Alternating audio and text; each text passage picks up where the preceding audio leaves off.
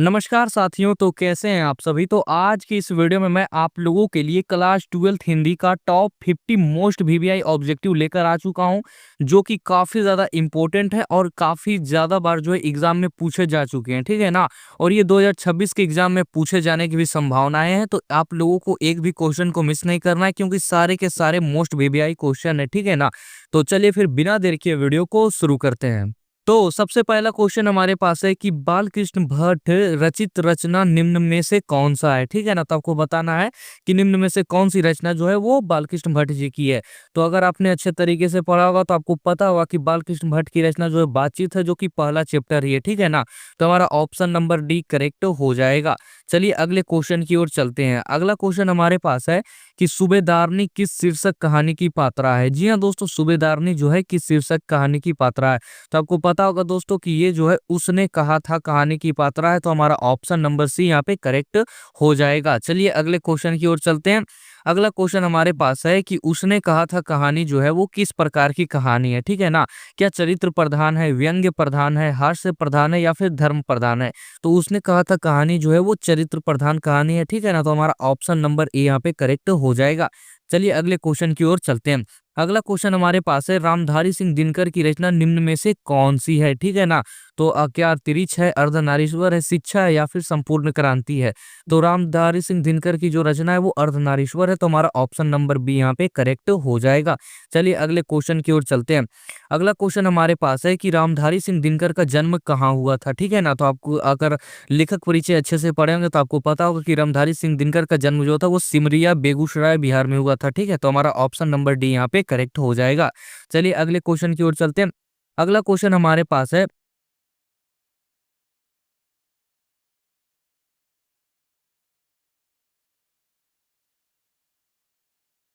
रामधारी सिंह दिनकर जो है वो किस युग के कवि थे, ठीक है ना दोस्तों। क्या भारतेंदु युग के थे, रीति युग के थे, द्विवेदी युग के थे या फिर छायावादोत्तर युग के थे, ठीक है ना। तो हमारा ऑप्शन नंबर डी है जो छायावादोत्तर युग के कवि थे, ठीक है ना। तो हमारा ऑप्शन नंबर डी यहाँ पे करेक्ट हो जाएगा। चलिए अगले क्वेश्चन की ओर चलते हैं। अगला क्वेश्चन हमारे पास है कि निम्न में से किस शीर्षक कहानी में गैंग्रीन का उल्लेख है, ठीक है ना दोस्तों। अगर आपने जो है रोज कहानी पढ़ा होगा तो आपको पता होगा कि इसी में जो है गैंग्रीन का उल्लेख है, ठीक है। तो हमारा ऑप्शन नंबर डी यहाँ पे करेक्ट हो जाएगा। चलिए अगले क्वेश्चन की ओर चलते हैं। अगला क्वेश्चन हमारे पास है रोज शीर्षक कहानी की नायिका कौन है, ठीक है ना दोस्तों। तो रोज शीर्षक कहानी की नायिका कौन है। तो रोज शीर्षक कहानी की नायिका जो है वो मालती है, ठीक है ना।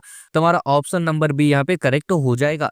चलिए अगले क्वेश्चन की ओर चलते हैं। अगला क्वेश्चन हमारे पास है कि अज्ञ के पिता का नाम क्या था। जी हाँ दोस्तों, अगर आपने जो है लेखक परिचय अच्छे से पढ़ा होगा तो आपको पता होगा कि अज्ञ के पिता का नाम जो था वो डॉक्टर हीरानंद शास्त्री था, ठीक है। तो हमारा ऑप्शन नंबर बी यहाँ पे करेक्ट हो जाएगा। चलिए अगले क्वेश्चन की ओर चलते हैं। अगला क्वेश्चन हमारे पास है भगत सिंह की रचना निम्न में से कौन सी है। क्या एक लेख और एक पत्र है, संपूर्ण क्रांति है, ओ सदा निरा है या फिर उसने कहा था, ठीक है ना। तो भगत सिंह की रचना जो है वो एक लेख और एक पत्र है। तो हमारा ऑप्शन नंबर ए यहाँ पे करेक्ट हो जाएगा। चलिए अगले क्वेश्चन की ओर चलते हैं। अगला क्वेश्चन हमारे पास है कि चौर कैसे ताल है। जी हाँ दोस्तों, आपको बताना है कि निम्न में से जो है चौर कैसे ताल है। क्या उथले ताल है, चौड़े ताल है, गहरे ताल है या फिर लंबे ताल है। तो चौर जो है उथले ताल होते हैं, ठीक है। तो हमारा ऑप्शन नंबर ए यहाँ पे करेक्ट हो जाएगा। चलिए अगले क्वेश्चन की ओर चलते हैं। अगला क्वेश्चन हमारे पास है बिस्नी किस शीर्षक एकांकी की पात्रा है, ठीक है ना। तो हमारे पास यहाँ पे दे दिया है कि एकांकी। तो एकांकी क्या है। तो एकांकी जो है सिपाही की माँ जो है वो एकांकी है, ठीक है ना। तो इसे ही हमारा ऑप्शन नंबर सी यहाँ पे करेक्ट हो जाएगा। चलिए अगले क्वेश्चन की ओर चलते हैं। अगला क्वेश्चन हमारे पास है ओ सदा नीरा शीर्षक निबंध के निबंधकार कौन है, ठीक है ना दोस्तों। तो ओ सदा नीरा जो निबंध है उनके निबंधकार क्या जगदीश चंद्र माथुर है, हजारी प्रसाद द्विवेदी है, नामवर सिंह है या फिर भगत सिंह है। तो ओ सदा नीरा शीर्षक निबंध के जो निबंधकार है वो जगदीश चंद्र माथुर जी हैं, ठीक है। तो हमारा ऑप्शन नंबर ए यहाँ पे करेक्ट हो जाएगा। चलिए अगले क्वेश्चन की ओर चलते हैं। अगला क्वेश्चन हमारे पास है कि बहुजन संप्रेषण के माध्यम नामक पुस्तक के रचयिता कौन है, ठीक है ना। तो आपको बताना है कि बहुजन संप्रेषण के माध्यम नामक पुस्तक के रचयिता कौन है। क्या जयप्रकाश नारायण जी, मल्य जय, जगदीश चंद्र माथुर है या फिर मोहन राकेश है। तो बहुजन संप्रेषण के माध्यम के नामक पुस्तक के रचयिता जो है वो जगदीश चंद्र माथुर जी हैं। तो हमारा ऑप्शन नंबर सी यहाँ पे करेक्ट हो जाएगा। चलिए अगले क्वेश्चन की ओर चलते हैं। अगला क्वेश्चन हमारे पास है कि दलित साहित्य का सौंदर्य शास्त्र नामक आलोचना जो है पुस्तक के रचयिता कौन है। क्या ओम प्रकाश वाल्मीकि जी, मल्यज है, दिनकर है या फिर जिद्दू कृष्ण मूर्ति है। तो दलित साहित्य का सौंदर्य शास्त्र नामक आलोचना पुस्तक के रचयिता जो है वो ओम प्रकाश वाल्मीकि जी हैं। तो हमारा ऑप्शन नंबर ए यहाँ पे करेक्ट हो जाएगा। चलिए अगले क्वेश्चन की ओर चलते हैं। अगला क्वेश्चन हमारे पास है, ओम प्रकाश और कलीराम किस शीर्षक पाठ के पात्र हैं, ठीक है ना। तो अगर आपने अच्छे तरीके से पढ़ा होगा तो आपको पता होगा कि ओम प्रकाश और कलीराम जो है वो जूठन शीर्षक के पाठ है, ठीक है। तो हमारा ऑप्शन नंबर बी यहाँ पे करेक्ट हो जाएगा। चलिए अगले क्वेश्चन की ओर चलते हैं। अगला क्वेश्चन हमारे पास है कि आदमी यथार्थ को जीता ही नहीं यथार्थ को रचता भी है, यह कथन किस लेखक का है, ठीक है ना। तो आपको बताना है क्या जिद्दू कृष्णमूर्ति का है, नामवर सिंह का है, मल्यज का है या फिर उदय प्रकाश का है। तो आदमी यथार्थ को जीता ही नहीं यथार्थ को रचता भी, ये जो है ये मल्यज का कथन है, ठीक है ना। तो हमारा ऑप्शन नंबर सी यहाँ पे करेक्ट हो जाएगा। चलिए अगले क्वेश्चन की ओर चलते हैं। अगला क्वेश्चन हमारे पास है कि हंसते हुए मेरा अकेलापन शीर्षक पाठ के लेखक कौन है, ठीक है ना। तो आपको बताना है कि हंसते हुए मेरा अकेलापन के शीर्षक पाठ के लेखक कौन है। क्या अज्ञे जी हैं, मल्लेज हैं, उदय प्रकाश है या फिर मोहन राकेश है। तो हंसते हुए मेरा अकेलापन के शीर्षक पाठ के लेखक जो है वो मल्लेज हैं, ठीक है। तो हमारा ऑप्शन नंबर बी यहाँ पे करेक्ट हो जाएगा। चलिए अगले क्वेश्चन की ओर चलते हैं। अगला क्वेश्चन हमारे पास है, तिरिच्छ शीर्षक कहानी किस प्रकार की कहानी है, ठीक है ना। तो आपको बताना है कि तिरिच्छ शीर्षक कहानी जो है वो किस प्रकार की कहानी है। क्या अस्तित्ववादी कहानी है, जादुई यथार्थवादी कहानी है, आदर्शवादी कहानी है या फिर हास्य व्यंग्यवादी कहानी है। तो अगर आपने इसका भी अगर लेखक परिचय अच्छे से पढ़ा होगा तो आपको पता होगा कि तिरिच्छ जो है वो जादुई यथार्थवादी कहानी है, ठीक है। तो ऑप्शन नंबर बी यहाँ पे करेक्ट हो जाएगा। चलिए अगले क्वेश्चन की ओर चलते हैं। अगला क्वेश्चन हमारे पास है, जिद्दू कृष्णमूर्ति की रचना निम्न में से कौन सी है, ठीक है ना। तो जिद्दू कृष्णमूर्ति की रचना जो सबसे लास्ट वाला कहानी है वही हमारा शिक्षा है, ठीक है ना। तो हमारा ऑप्शन नंबर डी यहाँ पे करेक्ट हो जाएगा। चलिए अगले क्वेश्चन की ओर चलते हैं। अगला क्वेश्चन हमारे पास है कि लिडबेडर के अनुसार जिद्दू कृष्णमूर्ति क्या थे, ठीक है ना दोस्तों। क्या देश शिक्षक थे, विश्व शिक्षक थे, राज्य शिक्षक थे या फिर ग्रामीण शिक्षक थे। तो लिडबेडर के अनुसार जो थे वो जिद्दू कृष्णमूर्ति एक विश्व शिक्षक थे। तो हमारा ऑप्शन नंबर बी यहाँ पे करेक्ट हो जाएगा। चलिए अगले क्वेश्चन की ओर चलते हैं। अगला क्वेश्चन हमारे पास है कि ओरांव भाषा में धांगड़ शब्द का क्या अर्थ है, ठीक है ना। तो आपको बताना है कि ओरांव भाषा में धांगड़ शब्द का क्या अर्थ है। क्या भाड़े का मजदूर है, लंगड़े शरीर का आदमी है, भारी शरीर का आदमी है या फिर हल्के शरीर का आदमी है। तो ओरांव भाषा में धांगड़ शब्द का अर्थ जो होता है वो भाड़े का मजदूर होता है, ठीक है ना। तो हमारा ऑप्शन नंबर ए यहाँ पे करेक्ट हो जाएगा। चलिए अगले क्वेश्चन की ओर चलते हैं। अगला क्वेश्चन हमारे पास है, गंडक नदी की चर्चा किस शीर्षक पाठ में की गई है, ठीक है। क्या रोज में कही गई है, ओ सदा नीरा में है, तिरिच में है या फिर जूठन में है। तो गंडक नदी की चर्चा जो है वो ओ सदा नीरा पाठ में है, ठीक है। तो हमारा ऑप्शन नंबर बी यहाँ पे करेक्ट हो जाएगा। तो चलिए अगले क्वेश्चन की ओर चलते हैं। अगला क्वेश्चन हमारे पास है कि रामधारी सिंह दिनकर किस विश्वविद्यालय में उप कुलपति के पद पर आसीन रहे हैं, ठीक है ना। अगर आपने जो है इसका भी लेखक परिचय अच्छे से पढ़ा होगा तो आपको पता होगा कि रामधारी सिंह दिनकर जो थे वो भागलपुर विश्वविद्यालय में उप कुलपति के पद पर आसीन रहे हैं, ठीक है ना। तो हमारा ऑप्शन नंबर सी यहाँ पे करेक्ट हो जाएगा, ठीक है। चलिए अगले क्वेश्चन की ओर चलते हैं। अगला क्वेश्चन हमारे पास है, अर्धनारीश्वर शीर्षक पाठ हिंदी साहित्य में की कौन सी विद्या है, ठीक है। क्या आत्मकथा है, रेखा चित्र है, निबंध है या फिर संस्मरण है, ठीक है। तो अर्धनारीश्वर जो है वो एक निबंध है। तो हमारा ऑप्शन नंबर सी यहाँ पे करेक्ट हो जाएगा। चलिए अगले क्वेश्चन की ओर चलते हैं। अगला क्वेश्चन हमारे पास है कि स्पीच का उद्देश्य सुनने वाले के मन में जोश और उत्साह पैदा कर देना या युक्ति है। मतलब ये जो लाइन है वो कहाँ से ली गई है, ठीक है ना। तो स्पीच की बात आए तो स्पीच जो है ये बालकृष्ण भट्ट की है, ठीक है। तो हमारा ऑप्शन नंबर डी यहाँ पे करेक्ट हो जाएगा। चलिए अगले क्वेश्चन की ओर चलते हैं। अगला क्वेश्चन हमारे पास है कि प्राकृतिक वर्णन से संबंधित कविता है, ठीक है दोस्तों। तो आपको बताना है कि निम्न में से कौन जो है प्राकृतिक वर्णन से संबंधित कविता है। क्या हारजीत है, ऊषा है, अधिनायक है या फिर छप्पे है। तो हमारा ऑप्शन नंबर बी ऊषा जो है ये प्राकृतिक वर्णन से संबंधित कविता है। तो ऑप्शन नंबर बी यहाँ पे करेक्ट हो जाएगा। चलिए अगले क्वेश्चन की ओर चलते हैं। अगला क्वेश्चन हमारे पास है जो कि काफी इंपॉर्टेंट क्वेश्चन है दोस्तों और ये कई बार एग्जाम में आ भी चुका है, ठीक है ना।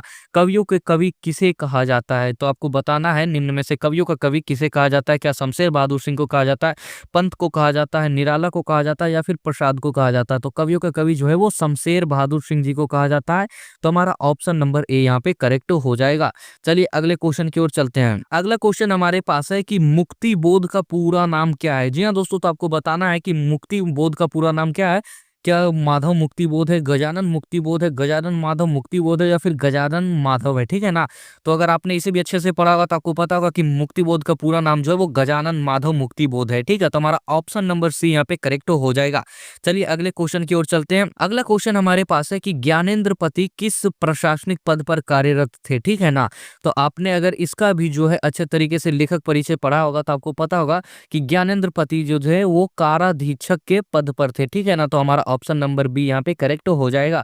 चलिए अगले क्वेश्चन की ओर चलते हैं। अगला क्वेश्चन हमारे पास है कि गाँव का घर शीर्षक कविता के कवि कौन है। ठीक है, तो आपको बताना है कि गाँव के घर जो कविता है उसके जो कवि कौन है, क्या भूषण है, सूरदास है, नाभादास है या फिर ज्ञानेंद्र पदी है। तो हमारे जो ऑप्शन नंबर डी ज्ञानेंद्र पदी जी हैं गाँव घर का शीर्षक कविता के कवि। ठीक है, तो हमारा ऑप्शन नंबर डी यहाँ पे करेक्ट हो जाएगा। चलिए अगले क्वेश्चन की ओर चलते हैं। अगला क्वेश्चन हमारे पास है कि ऊषा शीर्षक कविता के कवि कौन है। जी हाँ दोस्तों, तो आपको बताना है क्या रघुवीर सहाय है, शमशेर बहादुर सिंह है, जयशंकर प्रसाद है या फिर सुभद्रा कुमारी चौहान है। तो ऊषा कविता के जो कवि है वो शमशेर बहादुर सिंह है। तो हमारा ऑप्शन नंबर बी यहाँ पे करेक्ट हो जाएगा। चलिए अगले क्वेश्चन की ओर चलते हैं। अगला क्वेश्चन हमारे पास है तुलसीदास का जन्म कहाँ हुआ था। जी हाँ दोस्तों, तो अगर आपने इसका भी जो है लेखक परिचय अच्छे से पढ़ा होगा तो आपको पता होगा कि तुलसीदास जी का जन्म जो था वो राजापुर बांदा उत्तर प्रदेश में हुआ था। तो हमारा ऑप्शन नंबर ए यहाँ पे करेक्ट हो जाएगा। चलिए अगले क्वेश्चन की ओर चलते हैं। अगला क्वेश्चन हमारे पास है कि कवि भूषण की कविता में कौन सा रस पाया जाता है। जी हाँ दोस्तों, तो आपको बताना है क्या वात्सल्य रस पाया जाता है, भक्ति रस पाया जाता है, वीर रस पाया जाता है या फिर श्रृंगार रस पाया जाता है। ठीक है ना, तो भूषण की कविता में जो है वो वीर रस पाया जाता है। तो हमारा ऑप्शन नंबर सी यहाँ पे करेक्ट हो जाएगा। चलिए अगले क्वेश्चन की ओर चलते हैं। अगला क्वेश्चन हमारे पास है कि जयशंकर प्रसाद रचित महाकाव्य निम्न में कौन सा है। ठीक है, क्या कामायनी है, साकेत है, उर्वशी है या फिर प्रिय प्रवास है। तो जयशंकर प्रसाद रचित महाकाव्य जो है वो कामायनी है। ठीक है ना, और ये काफी इंपॉर्टेंट क्वेश्चन है। ठीक है, तो हमारा ऑप्शन नंबर ए यहाँ पे करेक्ट हो जाएगा। चलिए अगले क्वेश्चन की ओर चलते हैं। अगला क्वेश्चन हमारे पास है कि सुभद्रा कुमारी चौहान का जन्म कहाँ हुआ था। ठीक है, तो आपको बताना है क्या श्योपुर में हुआ था, राजापुर में हुआ था, कशैया में हुआ था या फिर निहालपुर में हुआ था। तो सुभद्रा कुमारी चौहान का जन्म जो हुआ था वो निहालपुर इलाहाबाद उत्तर प्रदेश में हुआ था। तो हमारा ऑप्शन नंबर डी यहाँ पे करेक्ट हो जाएगा। चलिए अगले क्वेश्चन की ओर चलते हैं। अगला क्वेश्चन हमारे पास है कि पुत्र वियोग शीर्षक कविता की कवित्री कौन है। ठीक है ना, तो बताना है आप लोगों को क्या सुभद्रा कुमारी चौहान है, मीराबाई है, महादेवी वर्मा है या फिर शहजोबाई है। ठीक है ना, तो सुभद्रा कुमारी चौहान जो है ये हमारा सही हो जाएगा। तो हमारा ऑप्शन नंबर ए यहाँ पे करेक्ट हो जाएगा। चलिए अगले क्वेश्चन की ओर चलते हैं। अगला क्वेश्चन हमारे पास है मेरा खोया हुआ खिलौना अब तक मेरे पास ना आया, यह पंक्ति किस शीर्षक कवित की है। ठीक है, तो ये शीर्षक कवित जो है ये पुत्र वियोग की है। ठीक है, तो हमारा ऑप्शन नंबर ए यहाँ पे करेक्ट हो जाएगा। चलिए अगले क्वेश्चन की ओर चलते हैं। अगला क्वेश्चन हमारे पास है पंचायती राज में जैसे खो गए हैं पंच परमेश्वर, यह पंक्ति किस शीर्षक कविता की है। ठीक है ना, तो आपको बताना है कि ये जो शीर्षक कविता की है क्या अधिनायक की है, हार जीत की है, गांव का घर का है या फिर जन जन की चेहरा एक की है। तो ये जो पंक्ति है वो गांव का घर की है। ठीक है ना, तो हमारा ऑप्शन नंबर सी यहाँ पे करेक्ट हो जाएगा। चलिए अगले क्वेश्चन की ओर चलते हैं। अगला क्वेश्चन हमारे पास है कि प्यारे नन्हे बेटे को शीर्षक कविता का नायक कहाँ का रहने वाला है। ठीक है ना, तो आपको बताना है कि क्या कहाँ का रहने वाला है, क्या भिलाई छत्तीसगढ़ का रहने वाला है, रांची झारखंड का रहने वाला है, पटना बिहार का रहने वाला है या फिर जयपुर राजस्थान का रहने वाला है। तो प्यारे नन्हे बेटे को शीर्षक कविता का नायक जो है वो भिलाई छत्तीसगढ़ का रहने वाला। तो हमारा ऑप्शन नंबर ए यहाँ पे करेक्ट हो जाएगा। चलिए अगले क्वेश्चन की ओर चलते हैं। अगला क्वेश्चन हमारे पास है कि दानव दुरात्मा एक मानव की आत्मा एक, यह पंक्ति किस शीर्षक कविता की है। ठीक है ना, तो आपको बताना है ये जो पंक्ति है वो किस कविता से ली गई है, क्या गाँव का घर से ली गई है, ऊषा की है, जन जन का चेहरा एक की है या फिर अधिनायक की है। तो ये जो पंक्ति है वो जन जन का चेहरा एक की है। ठीक है ना, तो हमारा ऑप्शन नंबर सी यहाँ पे करेक्ट हो जाएगा। चलिए अगले क्वेश्चन की ओर चलते हैं। अगला क्वेश्चन हमारे पास है छत्रसाल दशक शीर्षक कृति की रचनाकार है। ठीक है, तो छत्रसाल दशक जो है उसके रचनाकार कौन है आपको बताना है, क्या तुलसीदास है, जायसी है, नाभादास है या फिर भूषण है। तो आपको पता होगा दोस्तों कि छत्रसाल दशक के जो रचनाकार है वो भूषण जी हैं। तो हमारा ऑप्शन नंबर डी यहाँ पे करेक्ट हो जाएगा। चलिए अगले क्वेश्चन की ओर चलते हैं। अगला क्वेश्चन हमारे पास है कवि जायसी की रचना निम्न में से कौन है। ठीक है ना, तो मलिक मोहम्मद जायसी की रचना जो है निम्न में से कौन सी है, क्या कवित है, कड़बक है, छप्पय है या फिर ऊषा है। तो मलिक मोहम्मद जायसी की रचना जो है वो कड़बक है। तो हमारा ऑप्शन नंबर बी यहाँ पे करेक्ट हो जाएगा। चलिए अगले क्वेश्चन की ओर चलते हैं। अगला क्वेश्चन हमारे पास है चित्रलेखा नामक रचना के रचयिता कौन है। ठीक है, तो आपको बताना है कि चित्रलेखा जो है उसका रचनाकार कौन है, क्या सूरदास है, कबीरदास है, तुलसीदास है या फिर जायसी है। ठीक है ना, तो हमारा ऑप्शन नंबर डी जायसी यहाँ पे करेक्ट हो जाएगा क्योंकि चित्रलेखा के रचयिता जो है वो जायसी जी हैं। चलिए अगले क्वेश्चन की ओर चलते हैं। अगला क्वेश्चन हमारे पास है कि जायसी किस भक्ति शाखा के कवि हैं। ठीक है ना, तो आपको पता होगा दोस्तों कि जायसी जो है वो प्रेम के पीर कवि है, इसलिए प्रेम मार्गी कवि होंगे। ठीक है, तो हमारा ऑप्शन नंबर ए यहाँ पे करेक्ट हो जाएगा। चलिए अगले क्वेश्चन की ओर चलते हैं। अगला क्वेश्चन हमारे पास है कि सूरदास किस काल के कवि हैं। जी हाँ दोस्तों, आपको बताना है क्या आदि काल के कवि हैं, भक्ति काल के कवि हैं, रीति काल के कवि हैं या फिर आधुनिक काल के कवि हैं। ठीक है ना, तो चाहे सूरदास हो, नाभादास हो, तुलसीदास हो, ये सारे जो है ये भक्ति काल के कवि हैं। तो हमारा ऑप्शन नंबर बी यहाँ पे करेक्ट हो जाएगा। चलिए अगले क्वेश्चन की ओर चलते हैं। अगला क्वेश्चन हमारे पास है कि पाठ्य पुस्तक में सूरदास रचित पद कहाँ से संकलित हैं। ठीक है ना, यानी कि जो पाठ्य पुस्तक जो आप कहानी पढ़ते हैं, सूरदास जो पद है वो कहाँ से रचित है, क्या सुर सारावली से, सुर सागर से, साहित्य लहरी से या फिर राधा रसकेली से है। तो हमारा ऑप्शन नंबर बी जो सुर सागर है, तो ये हमारा करेक्ट हो जाएगा। ठीक है ना, क्योंकि ये सुर सागर से ही संकलित है। चलिए अगले क्वेश्चन की ओर चलते हैं। अगला क्वेश्चन हमारे पास है तुलसीदास रचित सर्वश्रेष्ठ महाकाव्य है। ठीक है ना, तो इससे तो आपको पता होगा दोस्तों कि तुलसीदास जो रचित महाकाव्य है वो रामचरितमानस है। ठीक है, तो हमारा ऑप्शन नंबर बी यहाँ पे करेक्ट हो जाएगा। चलिए अगले क्वेश्चन की ओर चलते हैं। अगला और लास्ट क्वेश्चन जो हमारे पास है कि निम्न में से कौन लोकनायक कहे जाते हैं। ठीक है ना दोस्तों, तो आपको पता होगा कि लोकनायक जो है वो जयप्रकाश नारायण जी को कहे जाते हैं। ठीक है, तो हमारा ऑप्शन नंबर ए यहाँ पे करेक्ट हो जाएगा। ठीक है ना दोस्तों, तो मैंने यहाँ पे आप लोगों को टॉप 50 मोस्ट वीवीआई ऑब्जेक्टिव करा दिए हैं हिंदी के, और आप लोगों के लिए ऐसे ही और भी वीडियोस आते रहेंगे। ठीक है ना, तो अगर आपको ये वीडियो पसंद आई होगी तो वीडियो को लाइक कर दीजिएगा, चैनल पे नए हैं तो चैनल को सब्सक्राइब कर दीजिएगा, और हाँ बेल आइकन को भी और पे प्रेस कर दीजिएगा, और ज़्यादा से ज़्यादा अपने यार दोस्तों को भी शेयर कर दीजिएगा।